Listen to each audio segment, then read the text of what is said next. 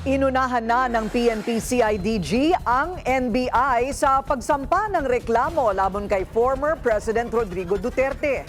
Personal na nagpunta si PNP-CIDG Chief Nicolas Torre III sa DOJ para ihain ang rekomendasyon na kasuhan si Duterte ng grave threats, unlawful utterances at inciting to sedition.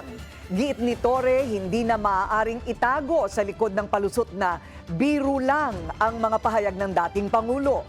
Dagdag ni Torre, maaaring makipag-ugnayan ng mga senador sa CIDG kung nais nilang magsampa rin ng reklamo.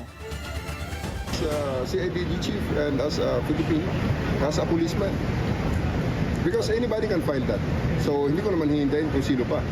Para anong nandito tayo sa PNP at nag-CIDG chief pa tayo, kung hindi natin pangunahan ng ibang mga kababayan natin na tahimik lang sa sidelines, pero talagang galit din naman, hindi naman accepted sa lahat ng tao ang kanyang ginawa. Agad namang binatikos ni dating Chief Presidential Legal Counsel Salvador Panelo ang hakbang ng PNP-CIDG.